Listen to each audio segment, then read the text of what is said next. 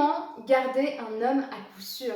Bonjour à toi, j'espère que tu vas bien et bienvenue sur ma chaîne YouTube S'aimer plus. Et dans cette vidéo, nous allons parler du sujet de l'engagement, du sujet de la relation de couple et de quelque part le couple qui dure, comment un couple dure et comment un homme reste amoureux d'une femme de telle manière à rester fidèle et à rester engagé sur le long terme. Avant de rentrer dans le vif du sujet, je me présente, je m'appelle Chloé Mercart, je suis ta coach en amour et en amour de toi, experte sur la dépendance affective et sur le développement de l'estime de soi.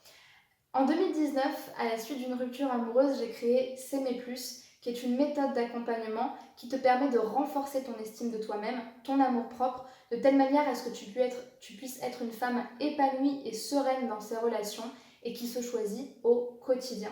Si tu n'es pas encore abonné à la chaîne, je t'invite à le faire dès à présent avant de continuer la vidéo en cliquant sur le bouton rouge s'abonner en bas à droite de la vidéo et en activant la cloche de telle manière à ce que tu puisses recevoir chaque vidéo tous les matins à 8 h. J'ai également concocté pour toi une formation offerte intitulée « Incarner la femme sensationnelle, lumineuse et unique qui l'épousera » pour que tu aies tous les outils et toutes les clés de compréhension à disposition pour renforcer ton image de toi, renforcer également ta posture auprès des hommes de telle manière à ce que tu attires uniquement les hommes qualifiés, intéressés et prêts à s'engager sur le long terme. Et pour accéder à cette formation, clique dans la barre de description, cherche dans les premiers liens le lien qui correspond à la formation, tu auras le titre qui correspond à la formation, inscris-toi au formulaire pour recevoir la formation. Et donc aujourd'hui, on va justement parler de ce sujet-là, comment garder un homme à coup sûr. Parce qu'il y a 2-3 petites choses qu'il faut que je te dise à ce sujet. Donc reste bien attentive à la suite de la vidéo.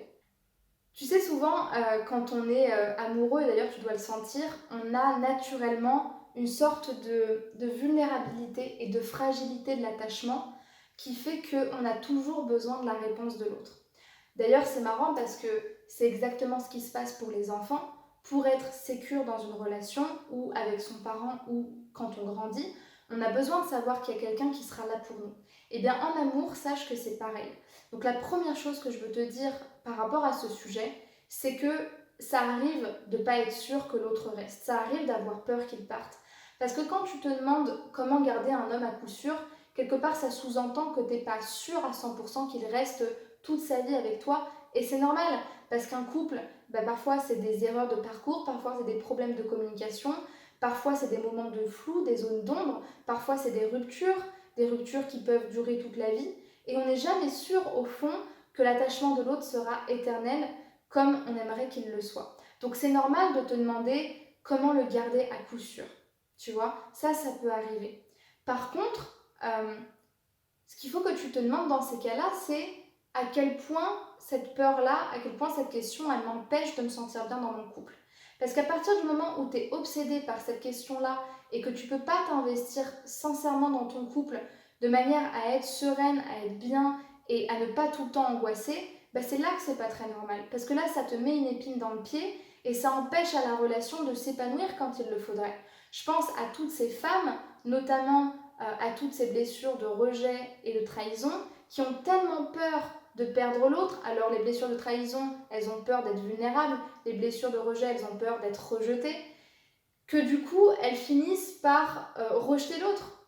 Et le problème, c'est que si tu continues à te demander comment le garder parce que finalement, tu n'arrives pas à le faire et tu as peur qu'il se lasse, tu peux un jour finir par toi-même, peut-être même te désengager de la relation en te disant « j'ai trop peur, je suis pas à l'aise, j'ai peur qu'il se lasse, je me sens pas bien à l'idée d'être dans la relation et donc je vais me désengager. » Ou alors peut-être même que tu vas prendre une posture de dépendante dans le sens où pour ne pas le perdre, tu vas t'y accrocher comme une moule à son rocher, mais dans ce cas-là, en faisant ça, tu vas dénaturer la relation parce que tu ne seras pas dans le lâcher-prise, tu seras dans le contrôle d'une certaine manière.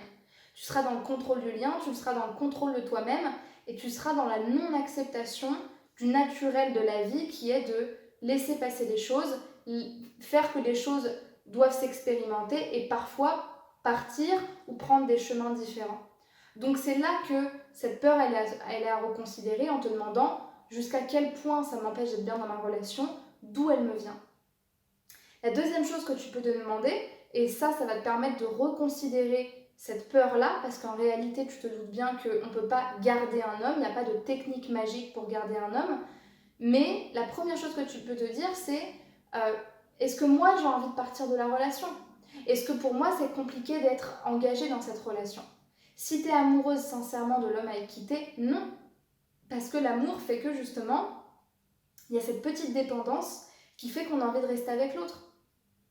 Donc dans ce cas-là, si tu es avec un homme qui t'aime de la même manière dont tu l'aimes et que les sentiments sont réciproques, c'est la même chose de l'autre côté. On n'a pas envie de quitter quelqu'un pour qui on est attaché. Peut-être que si tu te poses aussi cette question, c'est que tu as l'impression que l'homme avec qui tu es n'est pas réellement intéressé. C'est possible. Et auquel cas, excuse-moi de briser tes espoirs, mais tu auras beau mettre toutes les techniques de séduction que tu veux dans ta vie et dans ton couple, un homme qui n'est pas intéressé, tu auras beau lui présenter Beyoncé, le lendemain il va dormir dans la salle de bain. Parce que quand tu trouves que la personne que tu as en face de toi n'est pas intéressante et que tu n'es pas sensible à son charme, bah tout est fade au final. Tout est fade, tout n'est pas réellement touchant et tu finis par t'enlacer parce que tu n'as pas de connexion avec cette personne. Mais ça, tu n'y peux rien. Donc, ce que j'aurais tendance à te dire, c'est essaye de te remettre dans la tête que c'est ok d'avoir ce genre de peur, mais que par contre, là où ça pose problème, c'est quand ça t'empêche d'agir dans la relation. Et quand c'est le cas, dis-toi que de toute façon, tu n'y peux rien, tu ne peux rien y changer. Pourquoi? Parce qu'une relation, que tu le veuilles ou non, c'est 50-50. Tu ne peux pas faire que la relation fonctionne. C'est pas possible. L'engagement, il est mutuel. Même si tu avais ton filtre d'amour, ça ne marcherait pas s'il n'est pas intéressé. Parce que lui, il ne serait pas engagé dans la relation. C'est toi qui aurais tout fait. Et ça ne fonctionne pas. Ça épuise une relation et ça fait justement voilà, pourrir la relation dans l'œuf avant même qu'elle ait éclos. Donc le conseil que je te donne, c'est de te rappeler que une relation, c'est par nature instable. Parce qu'il s'agit de deux représentations différentes, de deux inconscients qui se rencontrent et de deux évolutions, de deux processus différents. Donc, vis la relation comme tu le peux, profite de chaque moment. Si tu as besoin d'en parler à l'autre, n'hésite pas à le faire, mais dans tous les cas, il vaut mieux que tu laisses la vie t'apporter ce qui doit t'être apporté, que tu t'autorises à expérimenter ce que tu dois expérimenter, et quand bien même tu aurais une déception, de toute façon, si la relation doit prendre fin, c'est peut-être que c'est comme ça et que tu n'y peux rien aussi de ton côté. Parfois, ça ne sert à rien de mettre les choses dans des bocaux pour espérer qu'ils ne s'échappent pas. Parce que c'est peut-être un cadeau si les choses doivent s'arrêter et qu'un jour, la relation doit se transformer. La meilleure façon de ne pas vivre ton histoire correctement et de ne pas prendre tout ce que tu as à prendre, c'est finalement d'essayer de la contrôler et de l'anticiper. Parce qu'en faisant ça, tu es déjà en dehors de la relation et tu n'es pas en train de la vivre au final. Tu es en train de la penser et tu es en train de la contrôler. Donc dis-toi que pour garder un homme, ce qu'il faut c'est de l'amour et c'est aussi une forme d'indépendance parce que plus tu vas être détaché de ce besoin de contrôler, de dépendre de l'autre, de le coller pour être sûr d'être avec lui, plus ça lui donnera de l'espace pour s'engager lui et pour sentir qu'il a une femme qui est confiante, qu'il a une femme qui est stable et qui du coup n'a pas besoin absolument de la relation. Et c'est ça qui va créer cet espace pour que la complicité et l'intimité du couple continuent. J'espère que cette vidéo t'aura aidé. Si c'est le cas, laisse-moi un commentaire et dis-moi ce que ça t'a appris sur ta relation, les déclics que tu as eus. Tu peux aussi liker la vidéo pour m'encourager et t'abonner à la chaîne si ce n'est pas déjà fait. Je t'invite aussi à me rejoindre sur Instagram sous le nom de Chloé Mercart ou de S'aimer plus pour suivre chaque jour le contenu quotidien et inspirant que je te partage sur l'amour-propre et sur les relations amoureuses. Et si tu souhaites aller plus loin et renforcer ton estime de toi, travailler sur ta sécurité émotionnelle pour typiquement être bien dans ta relation sans tout le temps penser à la fin potentielle et l'améliorer, eh bien je t'invite à télécharger le lien qui est dans la description de la vidéo et qui te permettra de prendre ton créneau de rendez-vous pour faire un appel offert avec moi, dans lequel je vais vraiment voir quelle est ta situation et quelles sont les solutions que tu peux mettre en place grâce au coaching. Merci beaucoup de ton écoute et à très vite pour une prochaine vidéo de coaching sentimental.